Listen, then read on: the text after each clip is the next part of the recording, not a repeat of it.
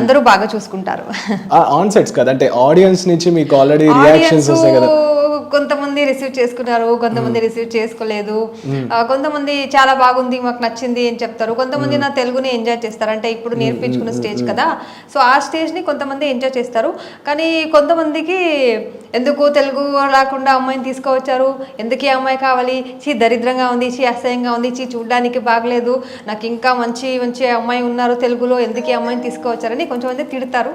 కానీ అందరికీ నేను షాబాస్ అనిపించుకోవాలి కాదు కదా, అంటే అందరూ ఇప్పుడు జనార్దన్ అనే జనాలు అందరి ఒప్పుకోరు. అంటే ఒకరు జనార్దన అంటే శివన్ పూజ చేస్తారు, ఒకడు గణపతి పూజ చేస్తారు, ఒకడు పార్వతి పూజ చేస్తారు. సో అందరూ శివానే పూజ చేయాలని ఎక్స్పెక్ట్ చేయలేదు కదా. సో అలాగే నేను ఒక నార్మల్ హ్యూమన్ బీయింగ్, సో అందరూ నన్ను ఇష్టపడాలి, అందరూ నన్ను ఒప్పుకోవాలి నాకు కూడా అంత లేదు కదా.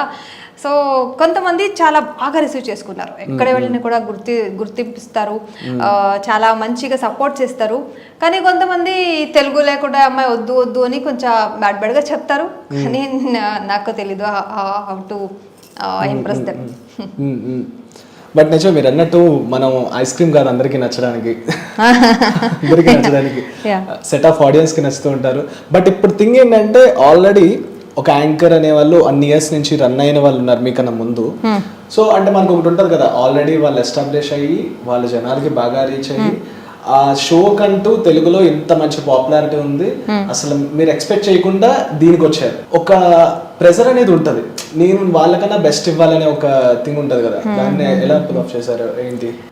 అంటే ఇప్పుడు ముందు యాంకర్ గుర్తు రాకూడదు వాళ్ళకి, సో ముందు యాంకర్ గుర్తు రాకుండా వాళ్ళు ఎక్స్ట్రీమ్ గా చేశారు. అందరూ ఈవెన్ సీనియర్స్ యాంకర్స్ ఏమి ఉన్నారు వాళ్ళందరికీ వాళ్ళకి జస్ట్ 10-11-12 ఇయర్స్ ఎక్స్పీరియన్స్ ఉన్నాయి.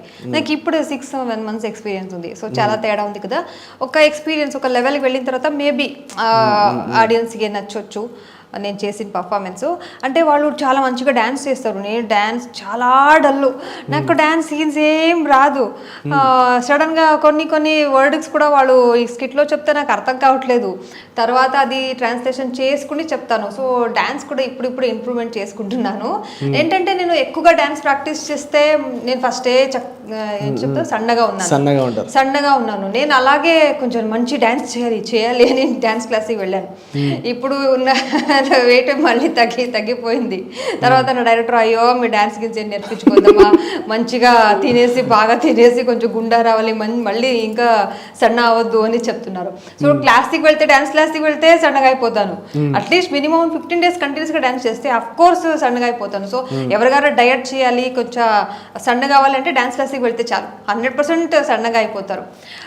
అందుకే నేను కొన్ని ఎపిసోడ్స్ చాలా సన్న అయిపోయాను. తర్వాత మా డైరెక్టర్ లేదు కొంచెం మీరు బాగా తినండి, రెస్ట్ తీసుకోండి, ఏదో ఒక ప్రాక్టీస్ చేసుకొని రండి, పర్వాలేదు, దానికోసం ఓవర్ ఎక్కువగా ఏం చేయొద్దు అని చెప్పారు. Hi, this is Vaishali Raj. Please do subscribe to IG Telugu. Hi, this is Priya Warrior. Please subscribe to IG Telugu. Hi, this is Ravindra Vijay. Please subscribe to IG Telugu. Hi everyone, this is Srimukhi. Please do subscribe to IG Telugu. Hi, this is Sarayu. Please subscribe to IG Telugu.